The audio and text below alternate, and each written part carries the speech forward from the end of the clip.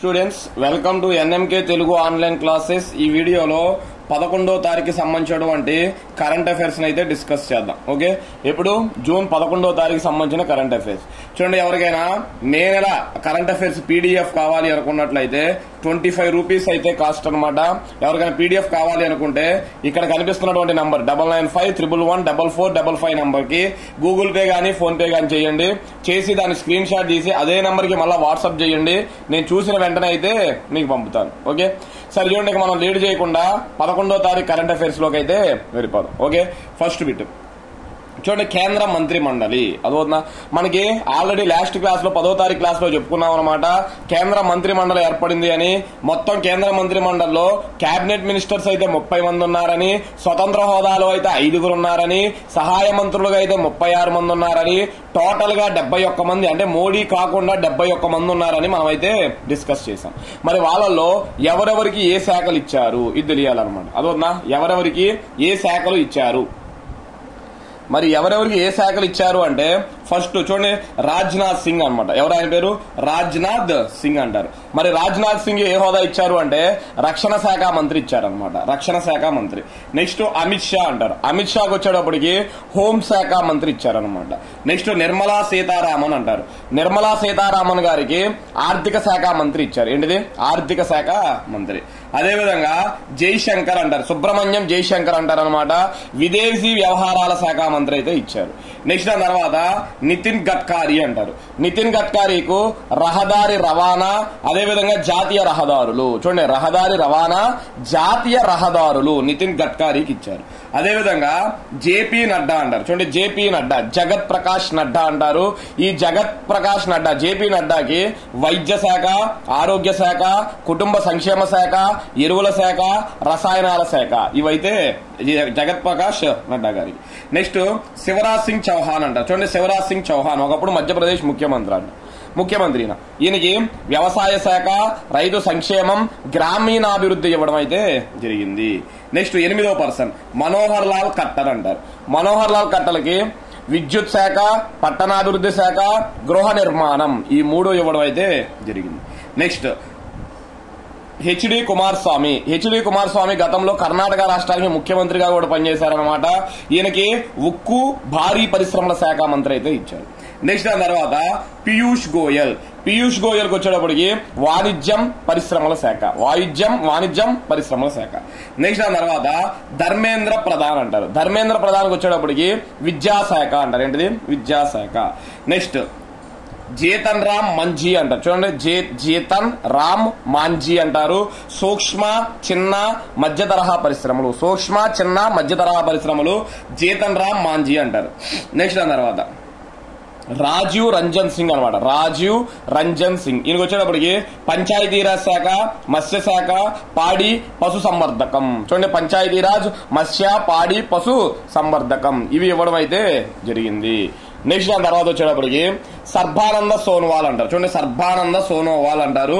ఈ సర్బానంద సోనోవాల్ కి నౌకాశ్రయాలు, నౌకాయానం, జల రవాణా ఇవి ఇవ్వడం అయితే జరిగింది. నెక్స్ట్ దాని తర్వాత వీరేంద్ర కుమార్ అంటారు. వీరేంద్ర కుమార్ వచ్చేటప్పటికి సామాజిక న్యాయం, సాధికారిత అంటారు. నెక్స్ట్ దాని తర్వాత రామ్మోహన్ నాయుడుకి వచ్చేటప్పటికి చూడండి, ఆంధ్రప్రదేశ్ శ్రీకాకుళం ఎంపీ అనమాట. ఈయన పౌర విమానయానం ఇచ్చారు. పౌర విమానయాన శాఖ మంత్రి ఇచ్చారు. నెక్స్ట్ ప్రహ్లాద్ వెంకటేష్ జోషి అంటారు. ఈయనకు వచ్చేటప్పటికి వినియోగదారుల వ్యవహారాలు, ఆహార శాఖ, ప్రజా పంపిణీ, పునరుత్పాదక ఇంధనం అంటారు. నెక్స్ట్ దాని తర్వాత జుయేల్ ఓరం అంటారు. చూడండి, జుయేల్ ఓరం అంటారు. జుయేల్ ఓరం కి గిరిజన వ్యవహారాల శాఖ మంత్రి అయితే ఇచ్చారు. నెక్స్ట్ గిరిరాజ్ సింగ్ అంటారు. గిరిరాజ్ సింగ్ వచ్చేటప్పటికి జౌలీ పరిశ్రమలు ఇచ్చారు. జౌలీ శాఖ అంటారు గిరిరాజ్ సింగ్. నెక్స్ట్ అశ్విని వైష్ణవ్ అనమాట. అశ్విని వైష్ణవ్ వచ్చేటప్పటికి రైల్వే శాఖ మంత్రి, సమాచార శాఖ మంత్రి, ప్రసార శాఖ మంత్రి, ఎలక్ట్రానిక్స్, ఐటీ శాఖ, ఇన్ఫర్మేషన్ టెక్నాలజీ అనమాట. ఇవన్నీ కూడా అశ్విని వైష్ణవ్ గారికి ఇవ్వడం అయితే జరిగింది. నెక్స్ట్ దాని తర్వాత జ్యోతిరాదిత్య సింధియా అంటారు. జ్యోతిరాదిత్య సింధియాకి కమ్యూనికేషన్స్, ఈశాన్య రాష్ట్రాల అభివృద్ధి, టెలికాం శాఖ అనమాట. ఏంటిది? కమ్యూనికేషన్స్, ఈశాన్య రాష్ట్రాల అభివృద్ధి, టెలికాం ఈ 3 ఎవరికి ఇచ్చారు అంటే జ్యోతిరాదిత్య సింధియా అంటారు అనమాట. ఎవరికి? జ్యోతిరాదిత్య సింధియా అంటారు. నెక్స్ట్ దాని తర్వాత చూడండి 22 భూపేంద్ర యాదవ్ అంటారు. ఏం పేరు? భూపేంద్ర యాదవ్ అంటారు. ఈ భూపేంద్ర యాదవ్కి వచ్చేటప్పటికి పర్యావరణం, అటవీ, వాతావరణ మార్పులు, పర్యావరణం, అటవీ, వాతావరణ మార్పులు భూపేంద్ర యాదవ్కి ఇచ్చారు. నెక్స్ట్ గజేంద్ర సింగ్ షెకావత్ అంటారు. చూడండి, గజేంద్ర సింగ్ షెకావత్ అంటారు. ఈయనకి పర్యాటకం, సాంస్కృతిక శాఖ ఇచ్చారన్నమాట. నెక్స్ట్ అన్నపూర్ణాదేవి అంటారు. అన్నపూర్ణాదేవికి వచ్చేటప్పటికి మహిళా శిశు సంక్షేమం ఇచ్చారు. ఏంటిది? మహిళా శిశు సంక్షేమం. నెక్స్ట్ కిరణ్ రిజిజు అంటారు. చూడండి, కిరణ్ రిజిజు అంటారు. ఈయనకు వచ్చేటప్పటికి పార్లమెంటరీ శాఖ, మైనార్టీ శాఖ, పార్లమెంటరీ మైనారిటీ వ్యవహారాలు, ఈ రెండు కూడా కిరణ్ రిజిజుకి ఇచ్చారు. నెక్స్ట్ దాని తర్వాత హర్దీప్ సింగ్ పురి అంటారు. చూడండి, హర్దీప్ సింగ్ పురి అంటారు. ఈయనకు వచ్చేటప్పటికి పెట్రోలియం, సహజ వాయువు, పెట్రోలియం, నేచురల్ గ్యాస్ ఇవ్వడం అయితే జరిగింది. నెక్స్ట్ దాని తర్వాత మాన్సుఖ్ మాండవియా అంటారు. చూడండి, మన్సుఖ్ మాండవియా అంటారు. ఈ మన్సుఖ్ మాండవియాకు కార్మిక శాఖ, ఉపాధి శాఖ, యువజన శాఖ, క్రీడల శాఖ ఇవి ఇవ్వడం అయితే జరిగింది. అదేవిధంగా మన తెలంగాణ ఎంపీ అనమాట కిషన్ రెడ్డి, ఈయనకు వచ్చేటప్పటికి బొగ్గు గనుల శాఖ ఇవ్వడం అయితే జరిగింది. బొగ్గు గనుల శాఖ. అదేవిధంగా చిరాగ్ పాశ్వాన్ అంటారు. చూడండి, చిరాగ్ పాశ్వాన్ అంటారు. ఈ చిరాగ్ పాశ్వానికి ఆహార శుద్ధి పరిశ్రమలు ఇవ్వడం అయితే జరిగింది. ఆహార శుద్ధి పరిశ్రమలు అంటారు. నెక్స్ట్ దాని తర్వాత సిఆర్ పాటిల్ అంటారు. సిఆర్ పాటిల్కి వచ్చేటప్పటికి జలశక్తి శాఖ ఇవ్వడం జరిగింది. జలశక్తి శాఖ అన్నమాట. వీళ్ళు మనకి ఉన్నటువంటి మెయిన్ 30 మంది క్యాబినెట్ మినిస్టర్స్. అదేవిధంగా నరేంద్ర మోడీ. చూడండి, నరేంద్ర మోడీ ఏ బాధ్యతలు తీసుకున్నారు? ప్రధానమంత్రి బాధ్యతలు, సిబ్బంది వ్యవహారాలు, అదేవిధంగా ప్రజా సమస్యలు, పింఛన్లు, అణు ఇంధనం, అంతరిక్షం, ఇవన్నీ కూడా నరేంద్ర మోదీ గారి దగ్గర అయితే ఉన్నాయి. అదేవిధంగా స్వతంత్ర హోదా మంత్రులు అనమాట. చూడండి, స్వతంత్ర హోదా మంత్రులు ఎంతమంది అంటే ఆల్రెడీ మనం లాస్ట్ వీడియోలో చెప్పాం, మొత్తం 5 మంది అనమాట. ఎంతమంది? 5 మంది. దాంట్లో ఒక ఆయన వచ్చేటప్పటికి రావ్ ఇంద్రజిత్ సింగ్ అనమాట. చూడండి, అక్కడ పక్కన రాశాను కానీ పెద్ద ఇంపార్టెంట్ కాదు, జస్ట్ కావాలంటే రాసుకోండి. గణాంకాలు, ప్రణాళిక, సంస్కృతి, ఈ మూడింటికి కూడా స్వతంత్ర హోదా వహిస్తాడన్నమాట. అదేవిధంగా జితేంద్ర సింగ్ అంటారు. ఆయన పేరు జితేంద్ర సింగ్. ఈయన వచ్చేటప్పటికి శాస్త్ర సాంకేతికం, భూ విజ్ఞానం, అదేవిధంగా ప్రధానమంత్రి కార్యాలయం, సిబ్బంది, శిక్షణా వ్యవహారాలు, అణు ఇంధనం, అంతరిక్షం, వీటన్నిటిలో కూడా స్వతంత్ర హోదాను కలిగి ఉంటాడు. అదేవిధంగా అర్జున్ రామ్ మేఘ్వాల్ అంటారు. అర్జున్ రామ్ మేఘ్వాల్ అంటారు. న్యాయం, పార్లమెంటరీ వ్యవహారాలు. అదేవిధంగా చూడండి, ప్రతాప్ రావు గణపతిరావు జాదవ్ అంటారు. ప్రతాప్ రావు గణపతిరావు జాదవ్ అంటారు. ఈయన వచ్చేటప్పటికి ఆయుష్, వైద్య, ఆరోగ్య శాఖ. నెక్స్ట్ వచ్చేటప్పటికి జయంత్ చౌదరి అంటారు. జయంత్ చౌదరి. ఈయన వచ్చేటప్పటికి నైపుణ్యాభివృద్ధి, విద్య అన్నమాట. వీళ్ళ 5గురు కూడా స్వతంత్ర హోదా ఉన్నటువంటి మంత్రులుగా మనం చదువుకోవాలి. ఓకే.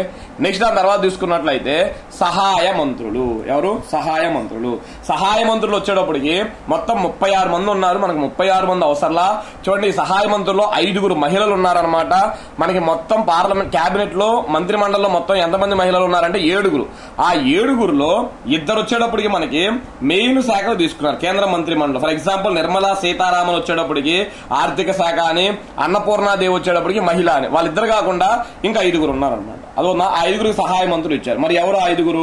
ఒకటి అనుప్రియా పటేల్ అంటారు. అనుప్రియా పటేల్ వైద్య, ఆరోగ్య, కుటుంబ సంక్షేమం, ఎరువులు, రసాయనాలు, వీటికి సహాయ మంత్రిగా ఉంటుంది. నెక్స్ట్ సెకండ్ మహిళ వచ్చేటప్పటికి శోభా కరంద్లాజే అంటారు. చూడండి, శోభా కరంద్లాజే అంటారు.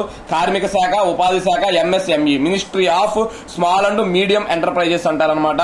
దానికి సహాయ మంత్రి. అదేవిధంగా సావిత్రి ఠాకూర్ అంటారు. సావిత్రి ఠాకూర్ కి మహిళా శిశు సంక్షేమ శాఖకి సహాయ మంత్రిగా నియమించారు.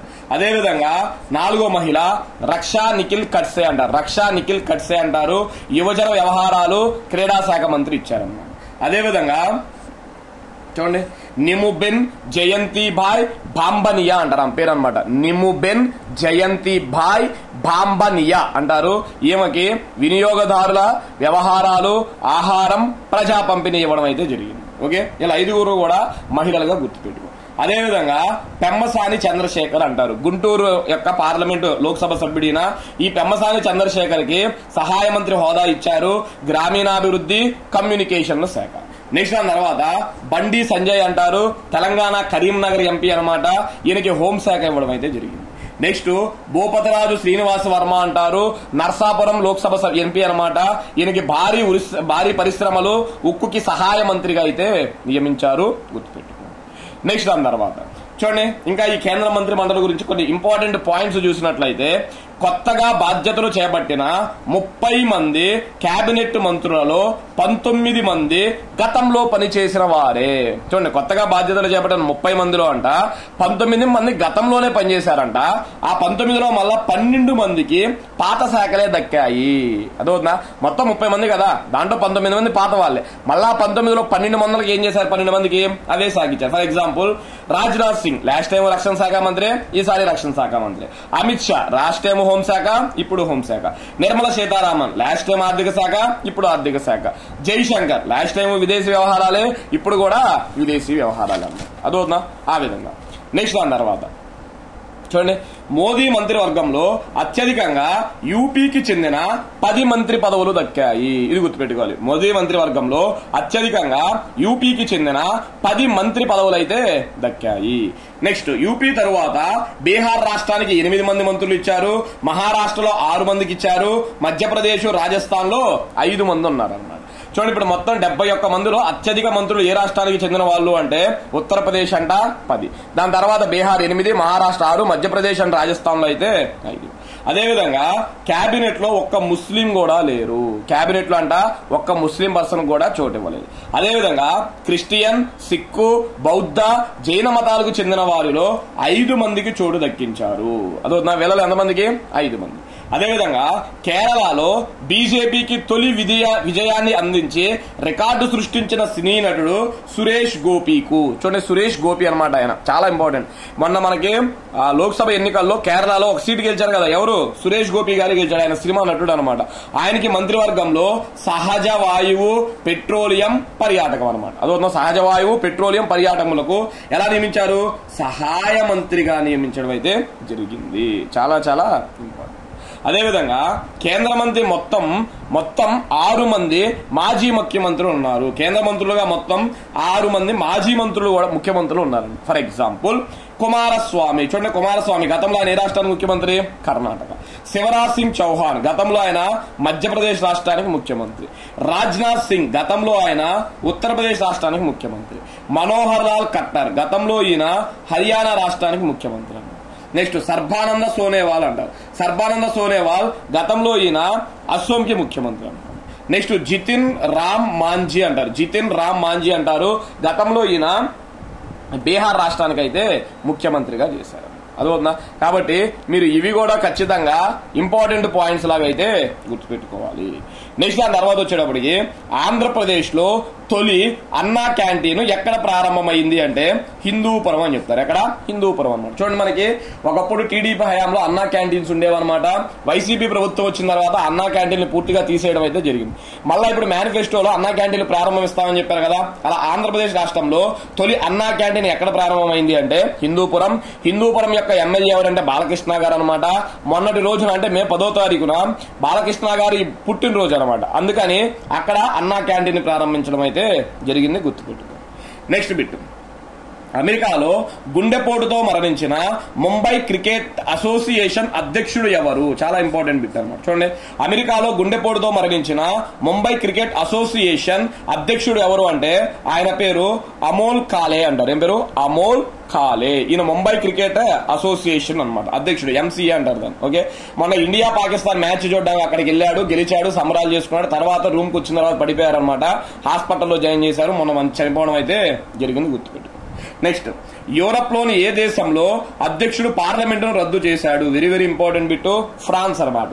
యూరోపియన్ లోని ఏ దేశంలో అధ్యక్షుడు పార్లమెంట్ రద్దు చేశాడంటే ఫ్రాన్స్. ఫ్రాన్స్ లో పార్లమెంట్ రద్దు అయిపోయింది. అతి త్వరలో ఈ month ending, next month first week లో ఎలక్షన్స్ అయితే జరగబోతున్నాయి అనమాట. చూడండి ఒకసారి, యూరోపియన్ పార్లమెంటరీ ఎన్నికల్లో తన పార్టీ ఘోర పరాజయానికి ప్రతిస్పందనగా ఫ్రాన్స్ అధ్యక్షుడు ఇమ్మాన్యుయల్ మాక్రాన్ అంటారు ఆయన పేరు. ఇమ్మాన్యుయల్ మాక్రాన్ పార్లమెంటును రద్దు చేశాడు. అదవుతుందా? ఆయన పార్లమెంటును రద్దు చేశాడు. 2022లో ఫ్రాన్స్ అధ్యక్షుడిగా ఎన్నికైన మాక్రాన్ ముందస్తు ఎన్నికలకు వచ్చాడు. చూడండి, 2022లో ఎన్నికయ్యాడంట ఆయన.